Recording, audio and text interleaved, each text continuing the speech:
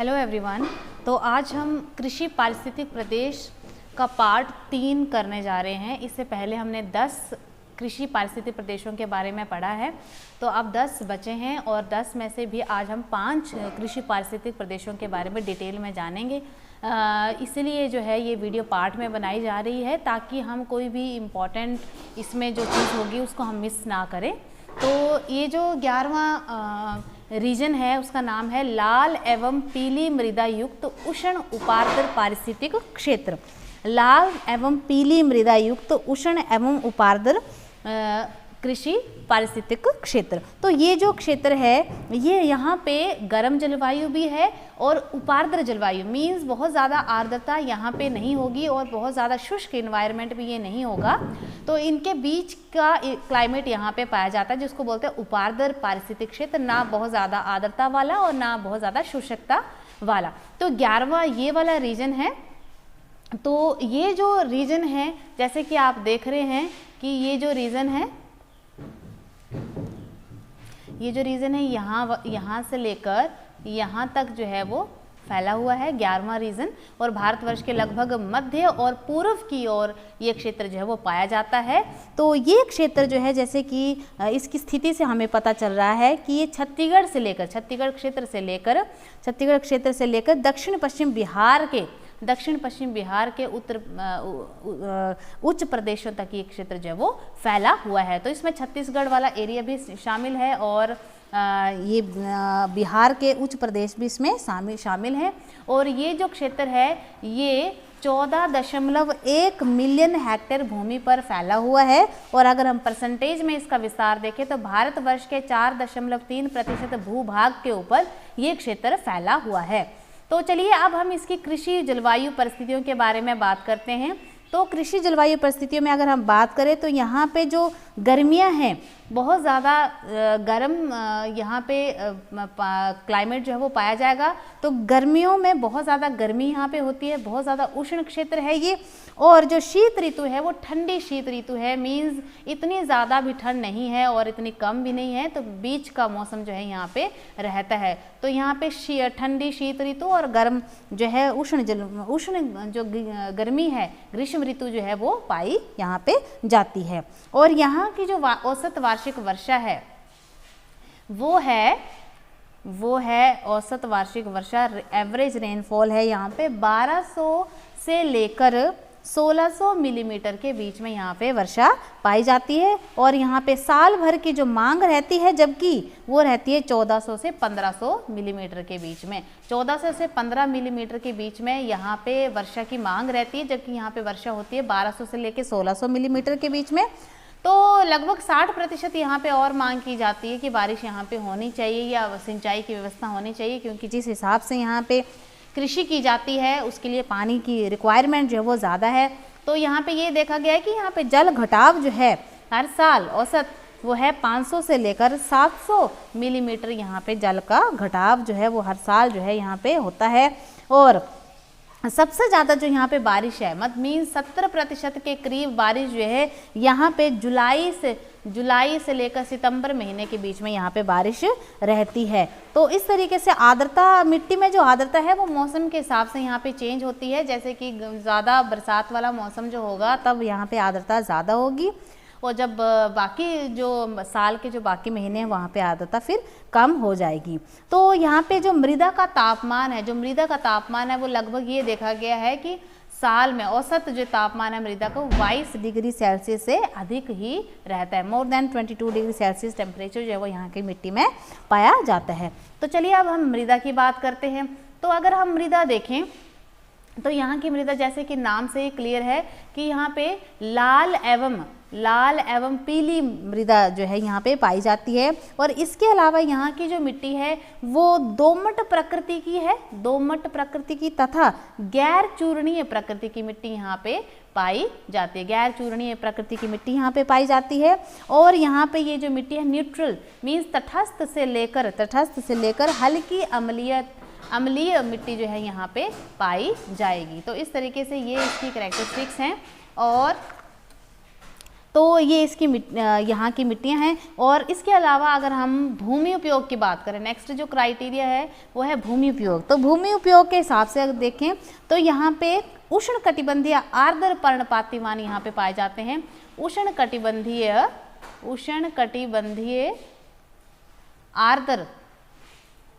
आर्द्र पर्णपाती वन यहाँ पे पाए जाते हैं। इसके अलावा यहाँ पे जो खरीफ की खेती की जाती है वो सिंचित वर्षा से सिंचित क्षेत्रों में खरीफ की खेती की जाती है, जैसे कि चावल जो कि खरीफ की फसल है, चावल, बाजरा, अरहर, मूंग और उर्द। ये फसलें जो हैं वो खरीफ की फसलें हैं जो वर्षा से सिंचित क्षेत्र में उगाई जाती हैं, जबकि यहाँ पे गेहूं और चावल भी उगाया जाता है जो कि रबी की फसलें हैं। तो इस तरीके से ये फसलें यहाँ पे उगाई जाती हैं। भूमि उपयोग में अगर हम कहें तो ये फसलें जो हैं यहाँ पे उगाई जाती है। तो चलिए अब हम कमियों की बात करें अगर, ठीक है, तो कमियां यहाँ पे ये है कि यहाँ पे मृदा अपरदन की समस्या बहुत ज़्यादा है। मृदा अपरदन जो है यहाँ पे अधिक रहता है, जिसकी वजह से मिट्टी के जो पोषक तत्व हैं वो बह जाते हैं और मिट्टी अनुपजाऊ जो है वो हो जाती है। तो जल क्षमता जो है वो कम हो जाती है, मिट्टी में मृदा धारण करने की क्षमता जो वो पानी धारण करने की क्षमता खत्म हो जाती है। और इसके अलावा मृदा अपरदन जब अधिक हो जाता है तो वेजिटेशन का भी यहाँ पे नाश हो जाता है। तो अगर हम उप क्षेत्र की बात करें तो ये एरिया जो लगभग एक ही क्षेत्र में बंटा हुआ है और इसका ये एक ही उप क्षेत्र है जो कि छत्तीसगढ़ महानदी बेसिन तक फैला हुआ है। तो ये जो एरिया है छत्तीसगढ़ बेसिन तक जो है यहाँ पे फैला हुआ है, तो यही इसका उप क्षेत्र जो है वो काउंट किया जाता है। तो चलिए दूसरे रीजन की तरफ अब हम चलते हैं। तो ये देखिए भारतवर्ष के लगभग दक्षिणी व पूर्वी भाग में जो है ये 12वां रीजन पाया जाता है और इसका नाम है लाल एवं लेटराइट मिट्टी युक्त। देखिए यहाँ पे कौन सी मिट्टी पाई जाती है, लाल तथा लेटराइट मिट्टी यहाँ पे पाई जाती है। इसके अलावा यहाँ की जो जलवायु है वो है उष्ण जलवायु, बहुत गर्म जलवायु वाला क्षेत्र है। और यहाँ पे उपार्द्र मीन्स यहाँ पे आर्द्रता जो है वो मध्यम स्तर की पाई जाती है, ना बहुत ज़्यादा आर्द्र क्षेत्र है ये और ना ही बहुत शुष्क क्षेत्र ये है। और इस तरीके से ये यहाँ की जलवायु है। तो अब जानते हैं इस क्षेत्र की पूरी विशेषताएं। तो सबसे पहले चलिए हम इसकी बात करते हैं, इसका क्षेत्रफल की हम बात करते हैं। तो ये जो क्षेत्र है 26.8 मिलियन हेक्टेयर भूमि पर फैला हुआ है और अगर हम परसेंटेज में देखें तो 8.2% इंडिया के भूभाग पर ये विस्तृत है। 8.2% भूभाग भारतवर्ष का इसने घेर रखा हुआ है। और ये क्षेत्र की अगर हम कृषि जलवायु परिस्थितियों के बारे में जानें तो कृषि जलवायु परिस्थिति में सबसे पहले हम बात करेंगे कि यहाँ पे गर्मियाँ कैसी होती है। तो गर्मियाँ यहाँ पे अति उष्ण होती हैं। अति उष्ण मतलब बहुत ज़्यादा गर्म गर्मियाँ यहाँ पे पाई जाती है, मीन्स गर्मियों में टेम्परेचर बहुत ज़्यादा रहता है। और अगर हम शीत ऋतु देखें तो यहाँ पे ठंडी शीत ऋतु मीन्स माइल्ड विंटर जो है यहाँ पे पाए जाते हैं। तो ठंडी होती है लेकिन बहुत ज़्यादा ठंडी हम नहीं कह सकते हैं, ठंडी शीत ऋतु यहाँ पे पाई जाती है, मीन्स टेम्परेचर यहाँ पे इतना ज़्यादा नीचे नहीं गिरता है। तो अगर हम क्लाइमेट में बात करें फिर वार्षिक औसत वर्षा की, तो औसत वर्षा की अगर हम बात करें तो औसत वर्षा जो है यहाँ पे होती है 1000 से 1600 मिलीमीटर के बीच में यहाँ पे जो है वो बारिश पाई जाती है। और जबकि यहाँ पे वर्षा की जो मांग है वो 80%, इसी रेनफॉल का 80% इनको और बारिश की जो है वो ज़रूरत है। और यहाँ पे हर वर्ष औसत जो जल की कमी रहती है वो 500 से 700 मिलीमीटर एब्सोल्यूट वैल्यू में देखें तो इतनी कमी जो है यहाँ पे पाई जाती है। और यहाँ पे 90 दिन लगभग सूखे, वर्ष में पूरे साल में लगभग 90 दिन जो है यहाँ पे सूखे की अवस्था जो है वो बन जाती है बारिश नहीं होने की वजह से। और ये जो समय होता है ये दिसंबर से लेकर मई तक होता है। ये जो सूखे का समय होता है दिसंबर से लेकर मई महीने तक जो है वो यहाँ पे पाया जाता है।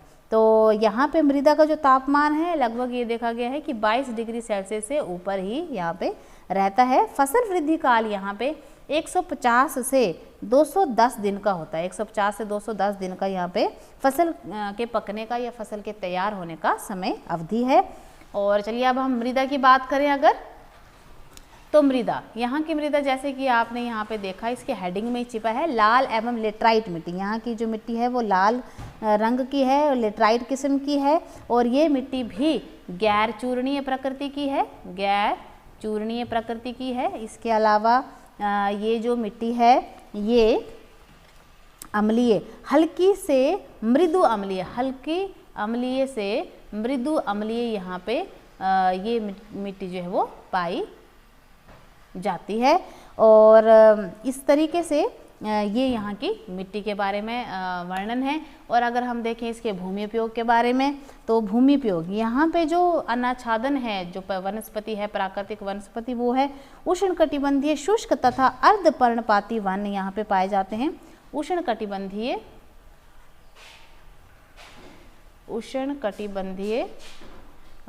शुष्क तथा अर्ध शुष्क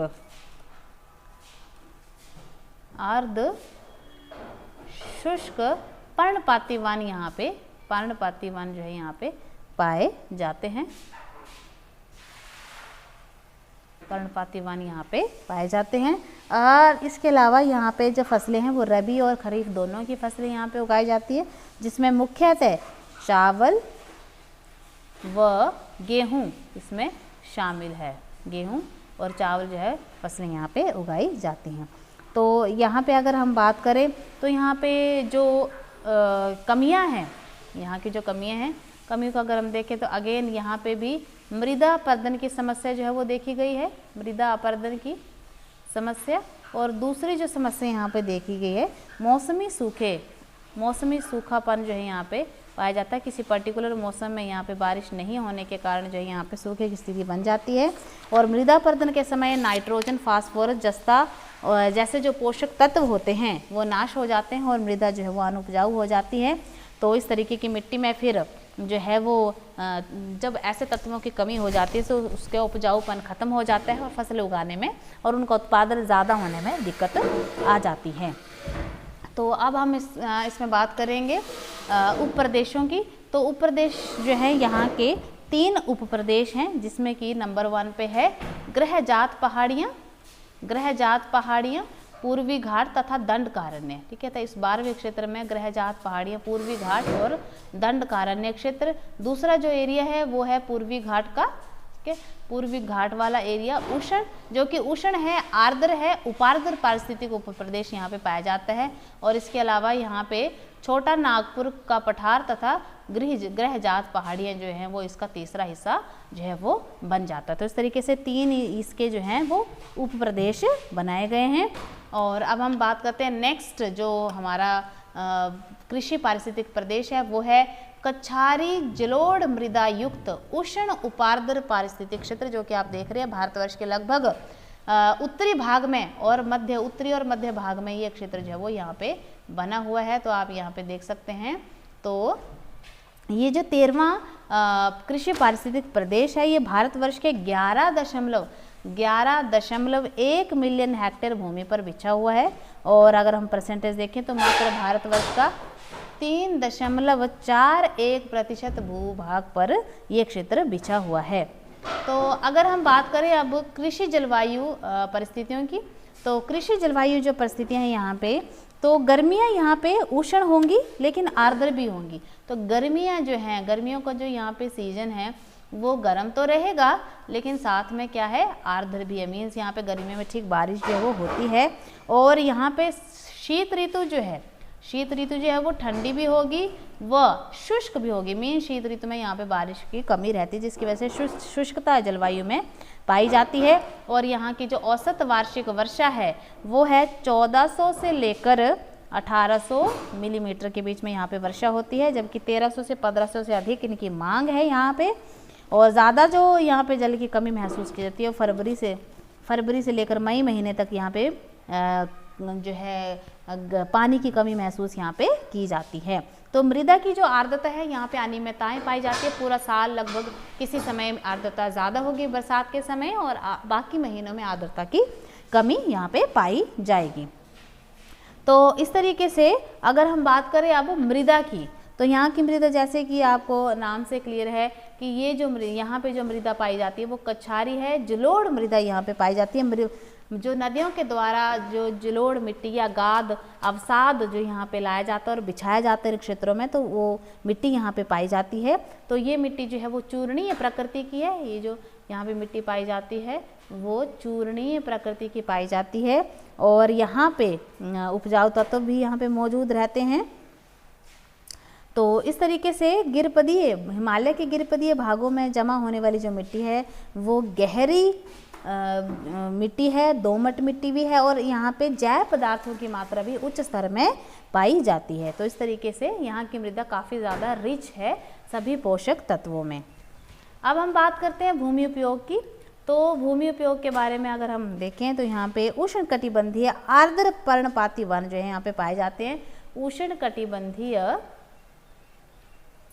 उष्णकटिबंधीय आर्द्र पर्णपाती वन जो है यहाँ पे, पर्णपाती वन जो है यहाँ पे पाए जाते हैं। शुष्क पर्णपाती वन भी यहाँ पे पाए जाते हैं। पर्णपाती जिनके पत्ते गिरते हैं उन वनों को हम, पेड़ों को हम पर्णपाती वन जो है वो कहते हैं। और यहाँ पे कौन कौन सी फसलें उगाई जाती हैं? यहाँ पे मक्का, अरहर, मूंग आदि फसलें यहाँ पे उगाई जाती हैं। इसके अलावा रबी की फसल जिसमें कि गेहूँ, मूंगफली और मसूर जैसी फसलें जो है यहाँ पे उगाई जाती हैं। इसके अलावा जो हैं वो गन्ना, तंबाकू, मिर्च, हल्दी, धनिया तथा आलू की फसलें भी यहाँ पे उगाई जाती हैं। तो अगर हम यहाँ देखें तो ये जो एरिया है, कमियाँ अगर हम यहाँ पे देखें कमियाँ यहाँ पे ये है कि ये जो एरिया है, जैसे कि आप ऊपर देख रहे हैं, ये जो 13वां जो क्षेत्र है ये बाढ़ग्रस्त क्षेत्र है। यहाँ पे नदियों के द्वारा बाढ़ भी लाई जाती है और यहाँ पे अकुशल अपवाह तंत्र मीन्स यहाँ के जो ड्रेनेज सिस्टम है वो इतना ज़्यादा परफेक्ट नहीं है, जिसकी वजह से यहाँ पे कभी नदियों में ज़्यादा जल स्तर बढ़ जाने से बाढ़ का खतरा बना रहता है। और इस तरीके से बाढ़ वाले पानी के कारण मिट्टी जो है वो अधिक लवणीय वो क्षारीय हो जाती है। तो लवणीय मिट्टी जो है वो क्षारीय मिट्टी होने के कारण यहाँ की मिट्टी जो है वो फसलों को प्रभावित करती हैं और जो है वो फसलें इतना ज़्यादा उत्पादन नहीं दे पाती, क्योंकि यहाँ के जो पोषक तत्व हैं जैसे नाइट्रोजन, फास्फोरस, जिंक जैसे तत्वों की यहाँ पे कमी हो जाती है बाढ़ आने के कारण। तो इस तरीके से ये यहाँ की कमियाँ पाई जाती हैं। और अब हम बात करें यहाँ के उपप्रदेशों की, तो यहाँ के 2 ही उपप्रदेश हैं। इस भाग को 2 भागों में बांटा गया है। तो यहाँ पे जो पहला भाग है वो है उत्तर बिहार तथा अवध के मैदान और दूसरा है यहाँ पे मध्य हिमालय की निचली पहाड़ियाँ। मध्य हिमालय की निचली पहाड़ियाँ जो है यहाँ पे ये क्षेत्र जो है वो पाया जाता है। तो नेक्स्ट जो क्षेत्र है वो है 14th नंबर का कृषि पारिस्थितिक प्रदेश, जहाँ पे नाम लिखा हुआ है इसका भूरे वन तथा धूसर मिट्टी युक्त गर्म उपार्द्र से आर्द्र एवं प्रति आर्द्र पारिस्थितिक क्षेत्र। तो ये वाला क्षेत्र है, आप देख सकते हैं 14th रीजन जो है वो ये है। तो इसमें आप देख रहे हैं कि जम्मू एंड कश्मीर, हिमाचल, उत्तराखंड का भी पार्ट जो है इसमें शामिल है। भारतवर्ष का उत्तरी भाग है, पश्चिम हिमालय का भाग है। तो आप जान सकते हैं यहाँ पे यहाँ पे भूरे वन पाए जाते हैं और यहाँ की मिट्टी बहुत रिच होगी ह्यूमस में भी। तो ये जो एरिया है ये 21.2 मिलियन हेक्टेयर भूमि पर बिछा हुआ है, जो कि भारतवर्ष का 6.3% भूभाग के बराबर है। और यहाँ पे जो क्षेत्र है जम्मू एंड कश्मीर, हिमाचल प्रदेश और उत्तर प्रदेश के उत्तरी पश्चिमी क्षेत्र जो है यहाँ पे शामिल हैं। और अगर हम बात करें अब इसकी कृषि जलवायु परिस्थितियों की, तो कृषि जलवायु परिस्थितियों में हम बात करें यहाँ पे गर्मियाँ जो होती हैं वो हल्की गर्मी होती है। मीन्स यहाँ पे गर्मियाँ इतनी ज़्यादा सीवियर नहीं होती है। हल्की गर्मी मीन्स यहाँ पे बहुत ज़्यादा टेम्परेचर नहीं जाता है, टेम्परेचर थोड़ा डाउन रहता है, मीडियम लेवल का रहता है, जिससे हमें ज़्यादा गर्मी महसूस नहीं होती है। जबकि यहाँ पे सर्दियों में जो ठंड महसूस होती है वो बहुत अधिक ठंड होती है। तो कड़ाके की ठंड यहाँ पे पाई जाती है, कड़ाके की ठंड वो कड़ाके की सर्दियाँ यहाँ पे होती हैं और गर्मियाँ जो है वो हल्की गर्मी होती हैं।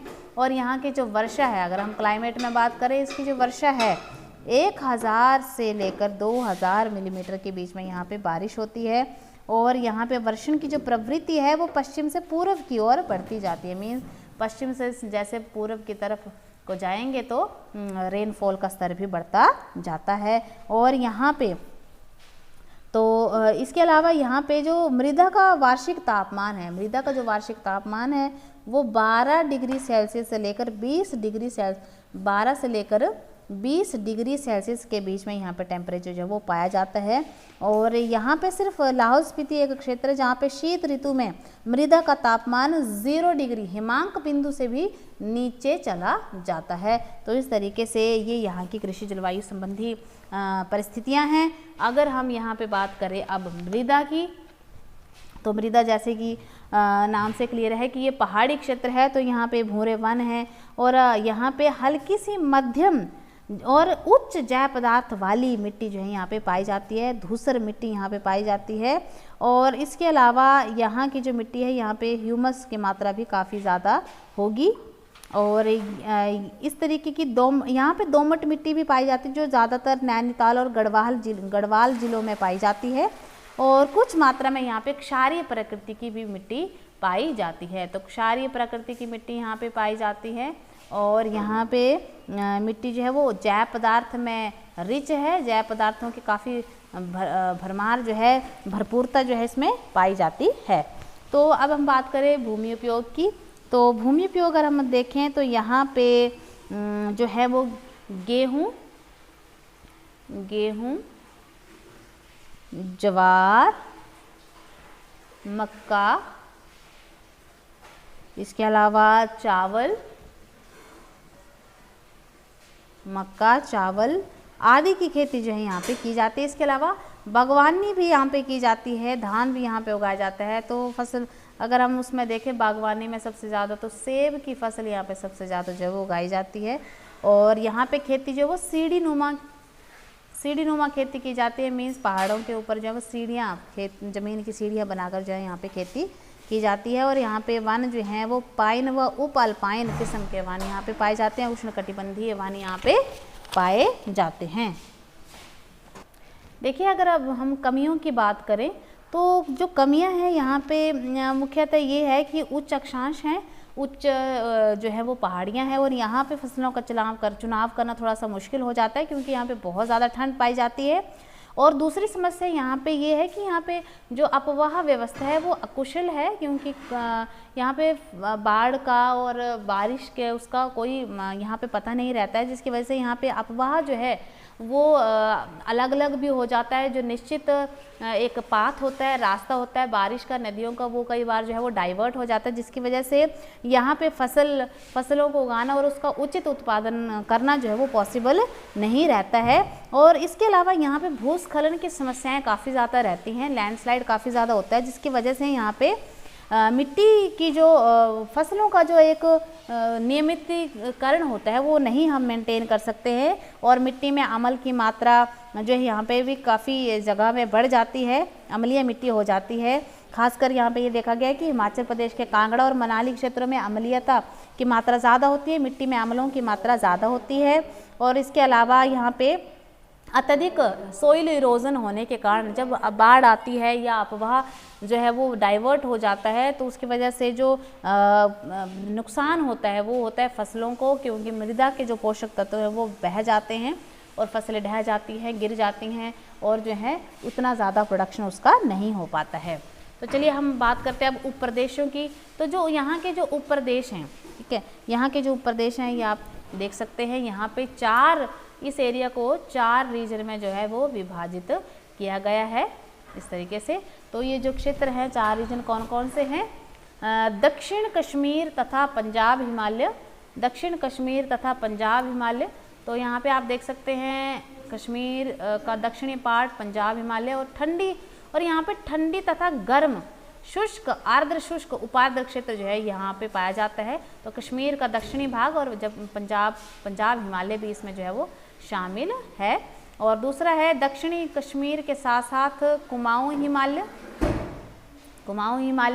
और जो कि यहाँ पे गर्म आर्द्र से शुष्क तरह का है। उपार्द्र संचालन पारिस्थितिक उपक्षेत्र यहाँ पे पाया जाता है। इसके अलावा जो तीसरा रीजन है वो है पंजाब हिमालय, गर्म आर्द्र से प्रति आर्द्र परिवर्तित पारिस्थितिक उपप्रदेश है। ये गर्म क्षेत्र है, आर्द्र भी है और प्रति आर्द्र क्षेत्र भी यहाँ पे पाया जाता है। और इसके अलावा यहाँ पे कुमाऊं पहाड़ियाँ एक और अलग से रीजन है जो कि गर्म आर्द्र से प्रति आर्द्र संचालन क्षेत्र यहाँ पे पाया जाता है।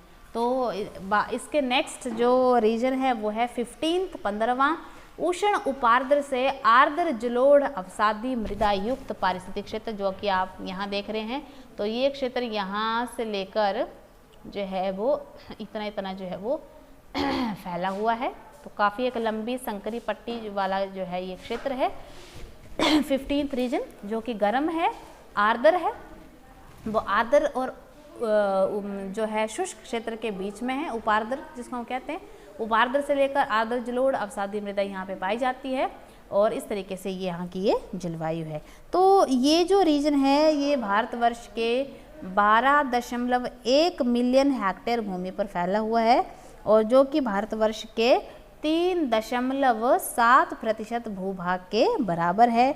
और यहाँ का जो एरिया है यह असम के ब्रह्मपुत्र मैदान से लेकर पश्चिम बंगाल के गंगा नदी बेसिन तक जो है ये फैला हुआ है। पश्चिम बंगाल के गंगा नदी बेसिन तक ये क्षेत्र जो है वो फैला हुआ है। और यहाँ की जो अगर हम कृषि जलवायु परिस्थितियों की बात करें तो उष्ण कटिबंधीय जो है तरह की जलवायु यहाँ पे पाई जाती है। गर्मियों में अति ज़्यादा गर्मियाँ यहाँ पे महसूस की जाती हैं, अति उष्ण जो है यहाँ पे गर्मियाँ रहेंगी। और यहाँ की जो सर्दियाँ हैं वो हल्की ठंडी होंगी, हल्की ठंडी या हल्की शीत ऋतु यहाँ पे पाई जाएगी। यहाँ की जो औसत वार्षिक वर्षा है वो 1400 से लेकर 1600 मिलीमीटर के बीच में है।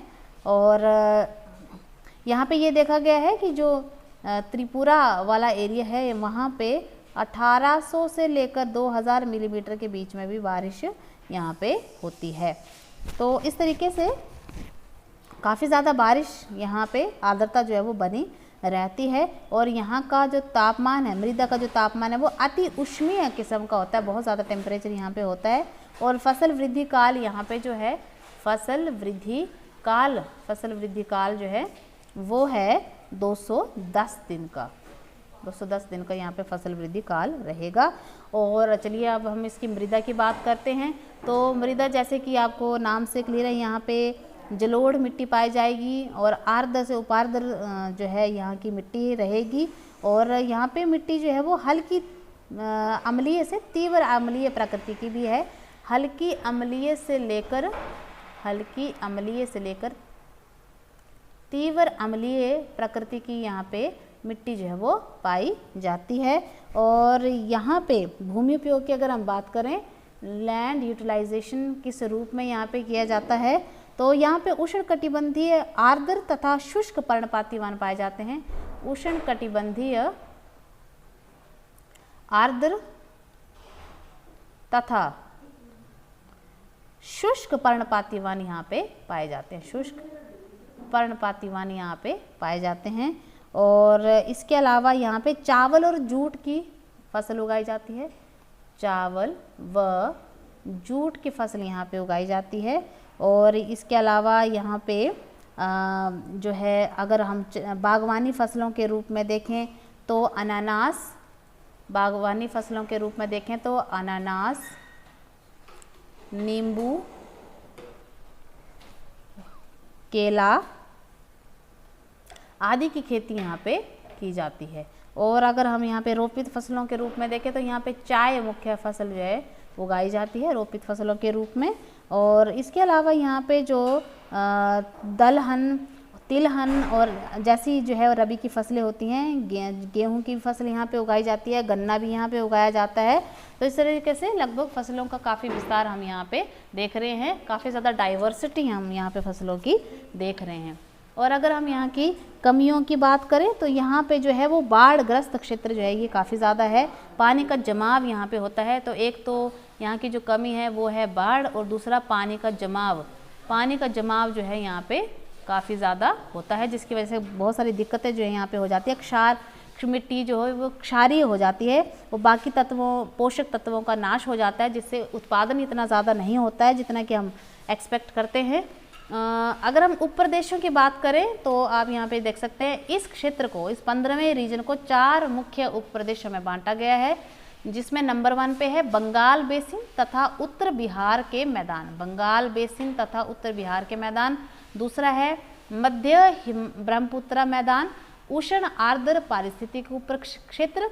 तीसरा है तीस्ता निम्न ब्रह्मपुत्र का मैदान तथा बराक घाटी, जो कि उष्ण है, आर्द्र से प्रति आर्द्र जलवायु यहाँ पे पाई जाती है। फिर चौथा है ऊपरी ब्रह्मपुत्र के मैदान, गर्म से उष्ण प्रति आर्द्र पारिस्थितिक क्षेत्र। तो इसी रीजन को 4 भागों में जो है वो बांटा गया है। बंगाल बेसिन उत्तर बिहार के मैदान, मध्य ब्रह्मपुत्र का मैदान, तीस्ता निम्न ब्रह्मपुत्र का मैदान और ऊपरी ब्रह्मपुत्र। तो ब्रह्मपुत्र नदी के बेसिन को ही लगभग 3 भागों में और बंगाल, पश्चिम बंगाल वाले भाग को अलग से जो है वो दिखाया गया है, बंगाल बेसिन तथा उत्तर बिहार के मैदान को। तो ये जो एरिया है, ये वाला एरिया जो है लगभग 3 भागों में बंटा हुआ है, जबकि ये एक उपप्रदेश के रूप में बंटा हुआ है। तो आज के लिए इतना ही। नेक्स्ट जो 5 जो हैं वो पारिस्थितिक प्रदेश हैं वो नेक्स्ट वीडियो में हम पढ़ेंगे। धन्यवाद।